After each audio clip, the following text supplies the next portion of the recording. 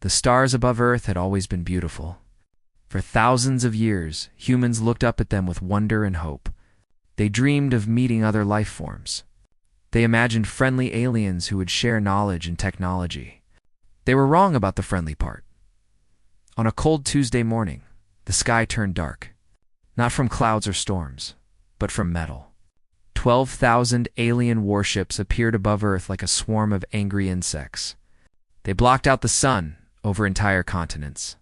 Their shadows fell across cities, farms, and oceans. People stopped in the streets and looked up. Children pointed at the sky. Dogs barked at something they could not understand. The world held its breath. The ships belonged to the Volan Empire. They had conquered over 300 planets in their long history. They took resources, enslaved populations, and destroyed anyone who fought back. To them, Earth was just another meal. Another world to strip clean and leave behind like an empty shell. Their grand. Commander was named Crix. He was a tall creature with hard black skin like an insect and 4 arms that ended in sharp claws. His eyes were red and showed no mercy. He had destroyed civilizations before breakfast. Earth, he thought, would be finished before lunch. Crix opened a communication channel to the planet below. His translators converted his harsh clicking language into words humans could understand. Creatures of this world, his voice boomed across every television, radio, and phone on Earth. I am Grand Commander Crix of the Volan Empire. Your planet now belongs to us. You will surrender all resources.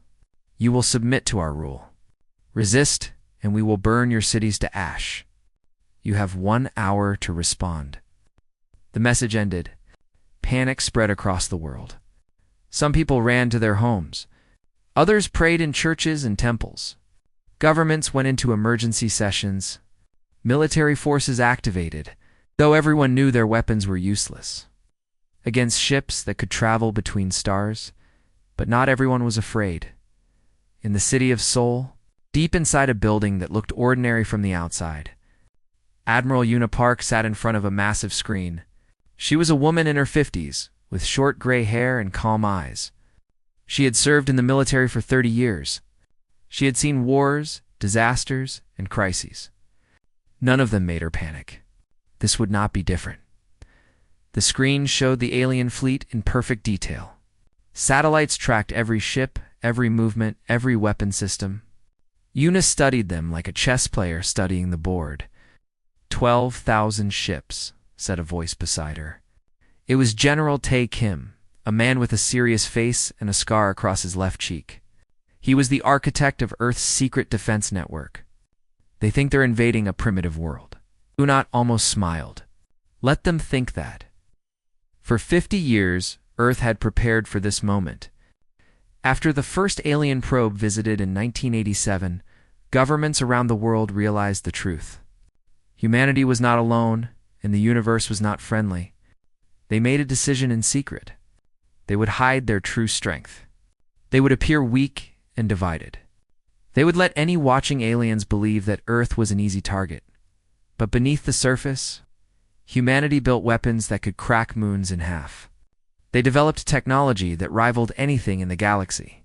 They trained soldiers in secret facilities on the dark side of the moon. They waited, now the wait was over. Should we respond to their message? Asked a young officer named June. Una nodded slowly. Yes. Open a channel. The communication systems activated. Her face appeared on screens across the Volan fleet. Commander Crix saw a human female with no fear in her eyes. This confused him. Prey was supposed to be afraid. This is Admiral Una Park of the United Earth Defense Council, she said. Her voice was steady like stone. You have entered sovereign human space without permission. This is a violation of our territory. You have 60 seconds to withdraw your fleet, or we will respond with force. Silence followed her words. Then laughter. The entire Volan command bridge erupted in clicking, buzzing laughter. Crix's red eyes gleamed with amusement. Force. He said, You have no force, little creature. Our scanners show your weapons. Primitive jets. Simple missiles. Floating metal boats in your oceans. You cannot even leave your own planet without slow chemical rockets.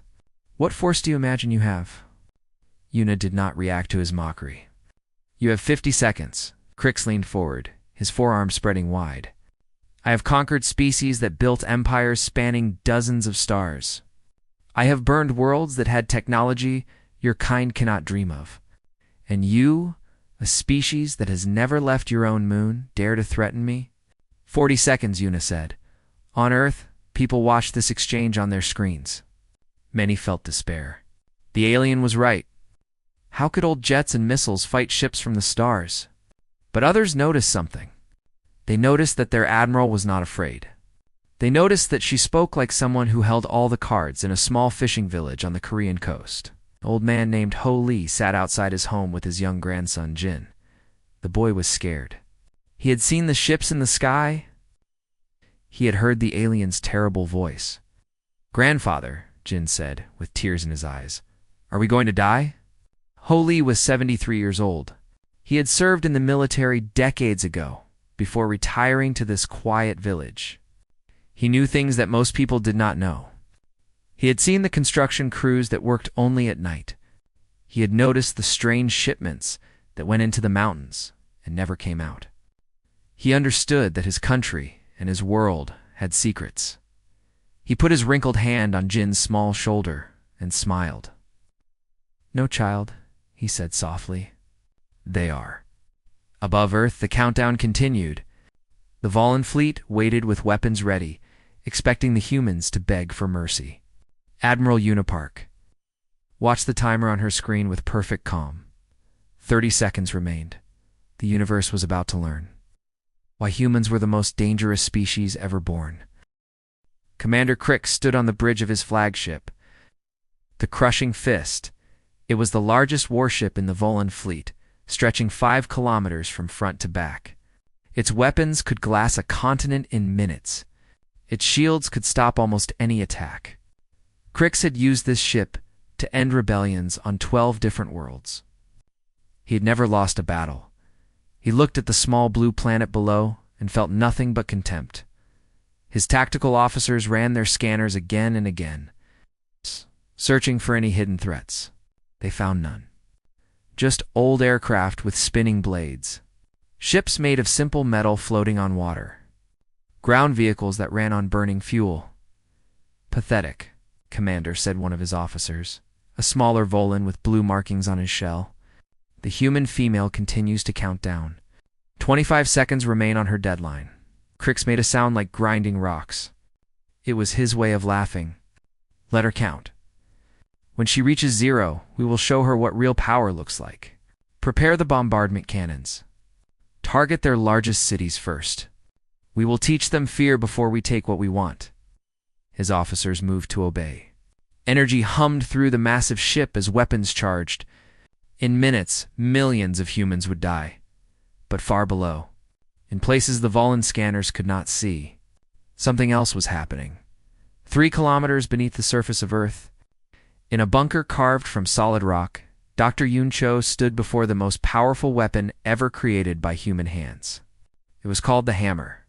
It did not fire bullets or missiles.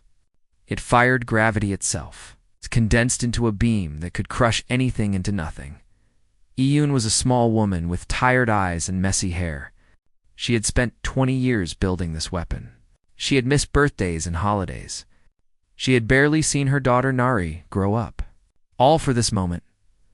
Around her, thousands of technicians worked at their stations. Screens covered every wall, showing readouts and numbers that would mean nothing to ordinary people. But to Yun, they were beautiful. They meant the weapon was ready. A voice came through her earpiece. It was General Tae Kim. Dr. Cho, status report. Yoon checked her screens one more time. All systems are nominal, General. The hammer is fully charged. Targeting systems are locked on the enemy command ship. We can fire on your order. Good. Stand by. Yoon took a deep breath. Her hands were steady, but her heart beat fast. She thought of her daughter asleep in their home in Busan. Nari was only 12 years old. She did not know about her mother's real work. She thought Yoon was just a boring scientist who studied rocks. Soon Nari would learn the truth. Everyone would. Across the planet, Other hidden facilities came to life. In the mountains of Norway, giant doors opened in the rock, revealing massive cannons pointed at the sky. In the deserts of Australia, the sand shifted as platforms rose from underground bases. In the deep ocean trenches, submarines larger than aircraft carriers activated, systems that had waited decades for this day. Even the satellites were not what they seemed. Most of them looked like simple communication devices, floating peacefully in orbit. But inside their metal shells were weapons of terrible power. Pulse cannons, laser arrays, kinetic launchers that could fire metal slugs at incredible speeds. Humanity had spent 50 years building a fortress around Earth. They had hidden it so well that no alien scanner could find it. They had trained in secret. They had waited in patience. Now, the fortress was waking up. On the moon, in bases buried beneath the gray dust, pilots ran to their ships. These were not the small fighters that Earth showed to the world. These were dreadnoughts, warships built with technology that humanity had secretly developed. 200 of them, each one capable of fighting a small fleet alone. Captain Hannah Beak climbed into the cockpit of her dreadnought, Silent Thunder. She was 32 years old, with short black hair and sharp eyes. She had trained for this mission since she was 18. Every simulation, every exercise, every sleepless night had led to this moment. "All pilots report," she said into her radio. 200 voices answered. They were ready. Back on the Volan flagship, Commander Crix was growing impatient. The humans' countdown had reached 15 seconds. His amusement was fading. There was something in the human admiral's eyes that bothered him. It was not fear. It was not desperation. It looked almost like pity. "Run the deep scanners," Crix ordered. "Check everything. Underground, underwater, everywhere." His officers obeyed. The results came back in seconds. The color drained from their faces. Their clicking voices fell silent. "Commander," one of them said slowly, "we are detecting massive energy signatures everywhere, on every continent. Under the oceans. On their moon? The readings are impossible." Crix grabbed the officer and pulled him close. "What do you mean impossible?" "Their power levels. They exceed our own. By a factor of 10. Maybe more." Crix released the officer and stared at the screen. The planet below, which had seemed so weak and helpless, was lighting up like a star. Energy readings spiked across the map.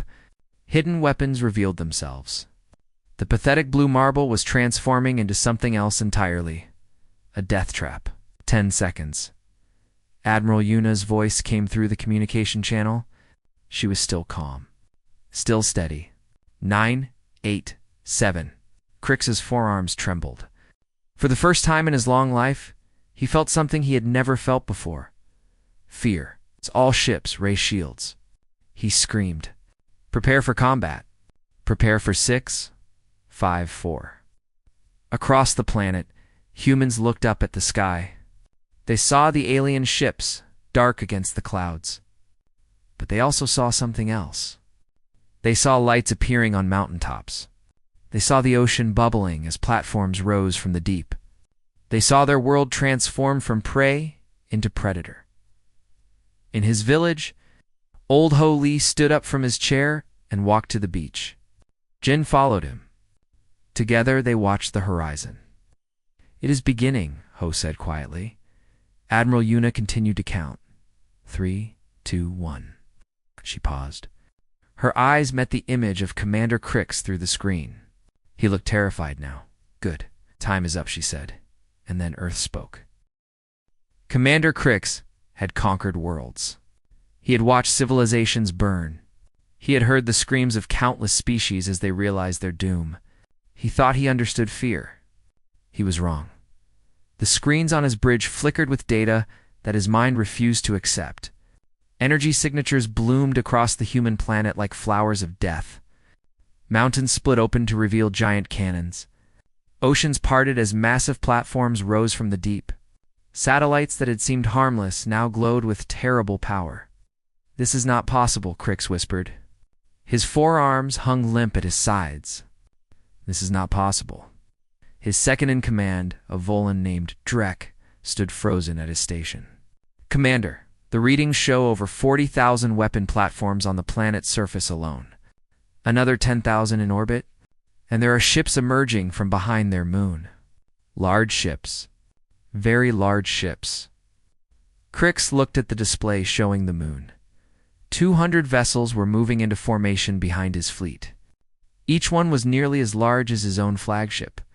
Their design was strange and angular, clearly built for war. Where had these come from? How had the humans hidden them? Our intelligence was wrong, Crix said, his voice barely a sound. Everything we knew about this species was wrong. Admiral Yuna's countdown reached 0. Her face remained calm on the communications screen. Behind her, Crix could see human officers moving with quiet efficiency. They did not look panicked. They looked like predators preparing to feed. Time is up, Yuna said. Commander Crix, this is your final warning.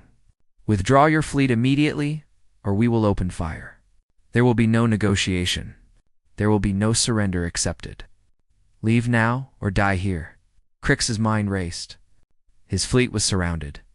Weapons pointed at them from every direction. If he tried to fight, his ships would be destroyed. But if he retreated, his reputation would be ruined. The Volan Empire would see him as a coward. You are bluffing, he said, forcing confidence into his voice. These weapons could be fake.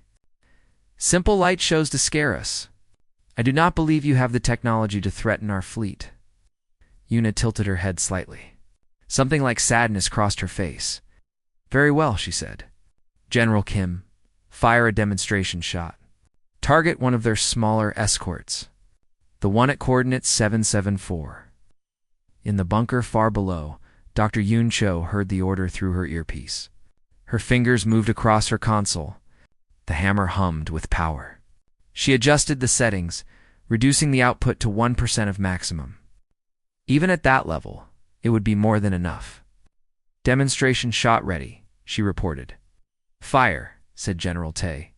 .EUN pressed the button .deep beneath Earth's surface. 7 massive generators activated simultaneously. They were spread across different continents, connected by tunnels that ran through the planet's core. Energy flowed between them, building and combining until it became something that physics barely allowed. Gravity itself bent to human will. The beam fired. It was invisible to normal eyes. There was no flash of light, no dramatic explosion of color, just a ripple in space, a distortion that traveled from Earth to the Volan. Escort ship in less than a heartbeat. The escort ship was 300 meters long. It carried 500 Volan soldiers. It had shields that could stop plasma bolts, and armor that could survive asteroid impacts. None of that mattered. The ship simply collapsed. It folded inward like paper being crushed by an invisible hand. Metal screamed and twisted. The hull compressed into a smaller and smaller shape. Within seconds, a 300-meter warship became a sphere of compressed matter no larger than a human fist. Then even that vanished, pulled into a singularity that flickered once and disappeared. 500 lives gone in an instant. Not destroyed by fire or explosion, but erased from existence by gravity itself. The Volan fleet watched in horror. Commander. Crix stared at the empty space where his ship had been. His translator could not find words for what he felt. His species had invented the concept of conquest. They had never imagined being the conquered. That was 1% power, Admiral Yuna said. Her voice carried no satisfaction, no pride. The full beam would have taken your flagship and every ship within 50 kilometers of it. This is not a bluff, Commander. This is a statement of fact. Leave our space or join your soldiers in oblivion. Silence filled the Volan bridge. Officers looked at each other with fear in their eyes. Some quietly began preparing escape pods, just in case. But Crix was old and proud. His mind, clouded by decades of victory, refused to accept defeat. He had never retreated from a battle. He would not start now. All ships, he commanded, his voice growing loud and desperate. Prepare to fire. Target their weapon platforms. If we destroy their installations, we can still win this fight. His officers hesitated. One of them, a young Volan named Tor, stepped forward. Commander, Our fleet cannot survive this engagement. The enemy has total superiority in firepower and position. If we attack, we will be destroyed. I request permission to begin withdrawal." Crick spun around and struck Tor across the face with his clawed arm. The young officer fell to the floor, his shell cracked and bleeding. "There will be no withdrawal," Crick screamed. "The Volan Empire does not run from primitives. All ships, attack Pattern Omega. Fire everything we have at their planet. If we are to die, we will take millions of them with us." The fleet began to move. Weapons charged. 12,000 warships oriented toward Earth, ready to unleash destruction. Admiral Yuna watched the display. She had hoped the aliens would choose wisdom. She had given them every chance. But some species could not accept surrender, even when surrender meant survival. She closed her eyes for just a moment. When she opened them, there was no more mercy in her gaze. "General Kim," she said quietly, "they have made their choice." Kim nodded. His hand moved to his console. "All weapons free," he said. "Show them what humanity can do." In her bunker, Dr. Yoon heard the words. She thought of her daughter Nari one last time. Then she increased the hammer's power to maximum and prepared to fire. On the surface, old Ho Lee held his grandson's hand as the sky began to change color. "Do not look away," Ho told Jin. "Remember this forever. This is the day the universe learned to fear us." The attack began. The first second lasted forever. Dr. Yoon pressed the activation key. The hammer roared to life with full power. 7 continental generators screamed as they channeled energy that could tear holes in space itself. The beam shot upward, invisible and unstoppable. Aimed directly at Commander Crix's flagship Dot. The crushing fist was 5 kilometers of advanced alien engineering. It had armor layers thicker than buildings. It had shields that could stop nuclear explosions. None of it mattered when gravity became a weapon. The beam hit. The flagship began to fold. Metal bent inward, like clay being squeezed by giant hands. Crix had one moment to scream before the bridge collapsed around him. His officers died without understanding what killed them. The great warship that had ended worlds was compressed into a ball of matter smaller than a grape. Then it vanished into a singularity that blinked out of existence. The Volan fleet lost their commander in the first second, in the second second. Earth's orbital platforms activated. They had orbited peacefully for decades, disguised as weather satellites and communication relays. Now their shells split open to reveal pulse cannons, each one powered by fusion reactors hidden inside. 10,000 cannons fired at once. The nearest wave of Volan ships caught the full attack. Energy pulses tore through shields that had never faced such power. Ships exploded in chains, one after another, like fireworks celebrating their own death. In 1 second, 300 warships became clouds of burning metal and frozen bodies. The third second brought reinforcements from the moon captain. Hannah Beak led her dreadnought fleet into position behind the Volan Armada. Her ship, the Silent Thunder, was the first to fire. The dreadnoughts carried railguns that launched metal slugs at 10% of light speed. At that velocity, a piece of metal the size of a fist carried more energy than a nuclear bomb. 200 dreadnoughts fired together. The back lines of the Volan fleet vanished in a storm of kinetic destruction. Ships that tried to turn and face this new threat exposed their weak points to Earth's orbital cannons. Ships that kept facing Earth took railgun slugs through their engines. There was no good choice. Only different kinds of death. The fourth second saw the Volan fleet try to scatter. Their formation broke apart as captains made their own decisions. Some ships accelerated toward Earth, hoping to crash into cities if they could not conquer them. Some ships fled toward open space. Some ships simply stopped, their crews too shocked to act. Earth systems tracked every single one. The fifth second was mercy. A strange kind of mercy. EMP bursts erupted from specialized satellites positioned around the battlefield. These were not weapons of destruction, but weapons of silence. They sent waves of electromagnetic energy that fried circuits and killed power systems. 3,000 Volan ships lost all power instantly. Their lights went dark. Their engines died.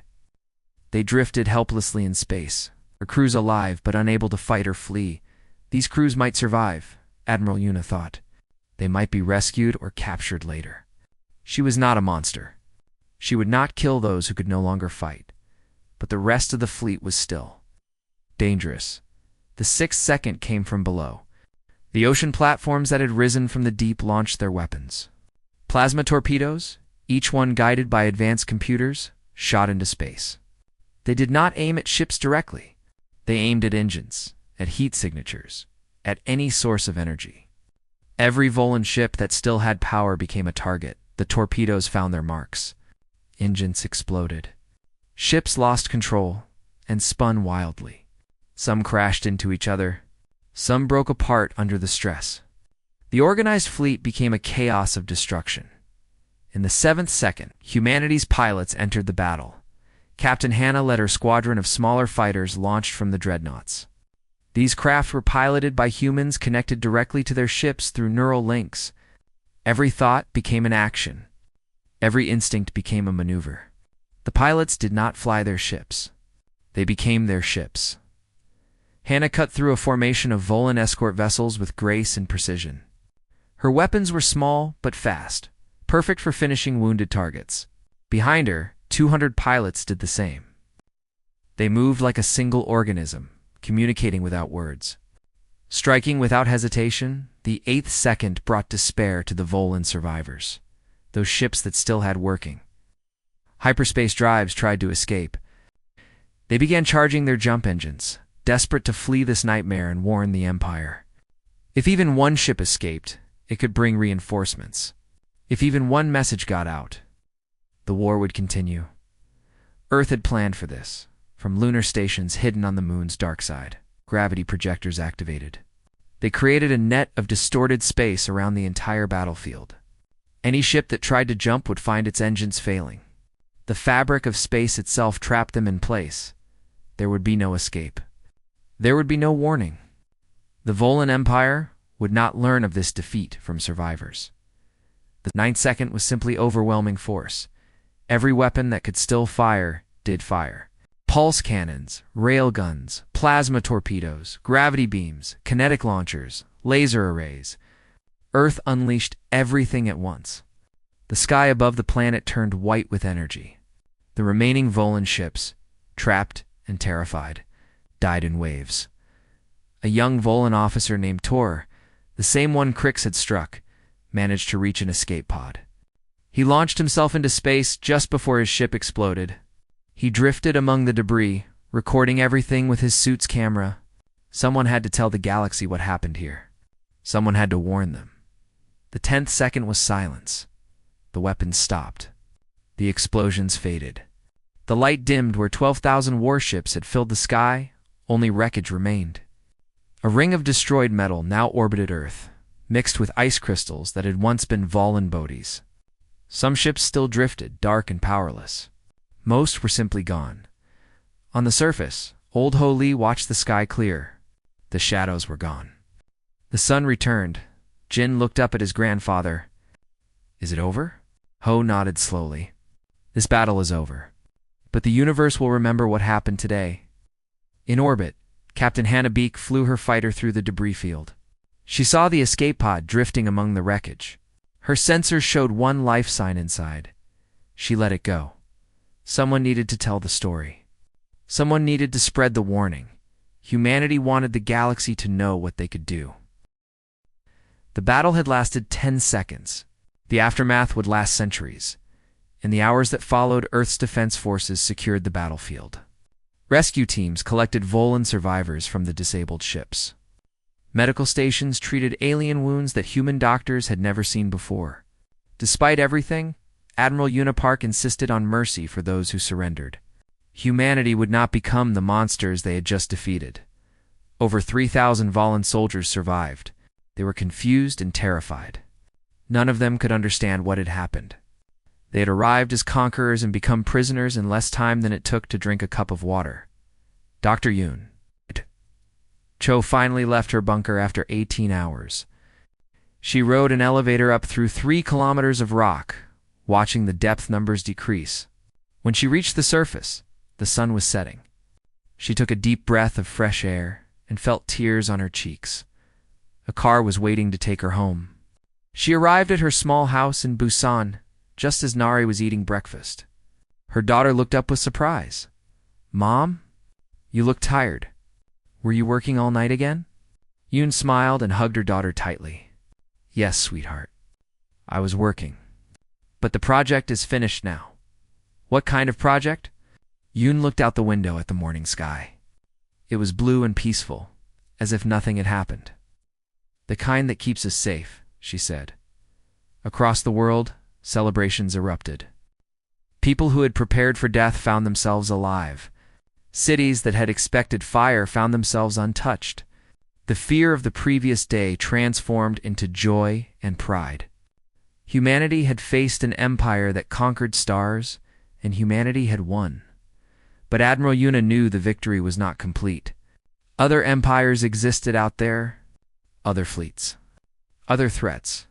Earth had revealed its strength. But strength meant nothing if it was not understood. She needed to send a message. 24 hours after the battle, Yuna stood in the global broadcast center. Cameras pointed at her from every angle. Her face would be transmitted to every screen on Earth, and to every frequency that alien civilizations might detect. This message would travel at the speed of light into the galaxy. Reaching distant stars over years and decades, she was not speaking only to humans. She was speaking to everyone. "People of Earth," she began, "and all species who can hear this transmission. I am Admiral Yuna Park of the United Earth's Defense Council." She paused to let her words settle. "Yesterday, the Volan Empire sent 12,000 warships to our world. They came to take our resources and enslave our people. They believed we were weak. They believed we were primitive. They believed we would submit without a fight." Her eyes hardened. They were wrong. In his escape pod, still drifting among the debris, Tor watched the broadcast on his emergency screen. He was recording everything. His suit's computer was already calculating a course to the nearest Volan outpost. It would take months to reach help, but he would survive. And he would deliver this message to the Empire, Admiral Yuna continued. "For centuries, we hid our true capabilities. We appeared divided and primitive. We let alien probes see only what we wanted them to see. We did this not because we feared the galaxy, but because we feared ourselves. We knew what we could become if we entered the stars as warriors instead of explorers." On the coast, Holy sat on his favorite rock with Jin beside him. A small radio played the Admiral's speech. Fishermen gathered around, listening in silence. The Volan fleet was destroyed in 10 seconds. 10 seconds to eliminate 12,000 warships. This was not our full strength. This was not even close to our full strength. We used only a fraction of our weapons, and we held back our most destructive systems entirely. She let that sink in across the galaxy. We do not want war. We do not want conquest. We want only to live in peace, to explore the stars with curiosity instead of fear, to meet other species as friends instead of enemies. But we have learned a hard truth. The universe does not offer peace to the weak. The universe respects only strength. Captain Hannah Beak listened from the bridge of her dreadnought, still in orbit. Her pilots gathered around screens, watching their commander speak for all of humanity. "So here's our message to every empire, every fleet, every species that looks upon Earth with thoughts of conquest. We gave the Volans one warning, one chance to leave peacefully. They refused, and they died. The next fleet that enters our space without permission will not receive even that courtesy." Yuna leaned closer to the camera. Her voice dropped lower, harder. "Do not test us. Do not probe us. Do not send scouts or spies or diplomats with hidden weapons. If you want to know Earth, come openly and honestly. We will welcome you as guests. We will share knowledge and culture. We will build something better together." Her expression shifted, becoming something cold and absolute. Ow. "But if you come with weapons ready and violence in your hearts, you will find no mercy here. We will not negotiate. We will not hesitate. We will respond with the full power of our world, and you will be erased so completely that even your own people will forget you existed. The broadcast paused. Yuna's face softened just slightly. Hey, we are humanity. We dream of the stars. We hope for friendship among species. But we are ready for anything. Choose wisely. Transmission ended. In his escape pod, Tor stopped recording. He looked at the data in his system. This message would change the galaxy. The Volan Empire, already weakened by the loss of their greatest fleet, would face rebellions and chaos. Subject species would see Earth's example and find courage. Other empires would think twice before threatening anyone again. Tor began his long journey home. He would deliver the message. He would tell them what he saw. He would make sure the galaxy understood. Humans did not bluff. On the Korean coast, the sun rose higher. Jin looked at his grandfather with wonder in his young eyes. "Grandfather, will we go to the stars someday?" Holy smiled at the boy he loved more than anything in the world. "Yes, Shin. Someday we will walk on planets circling distant suns. We will meet strange and wonderful beings. We will see things that humans today cannot imagine. Will we be safe?" Ho looked at the clear blue sky, remembering the ships that had darkened it just one day before. He thought of Admiral Yuna, of the soldiers and scientists who had protected their world, of the strength humanity had kept hidden until it was needed most. "We will be safe," he said, "because we are human, and now the universe knows what that means." Jin smiled and took his grandfather's hand. Together they walked along the beach as waves washed against the shore. Above them, the stars waited. Humanity was ready.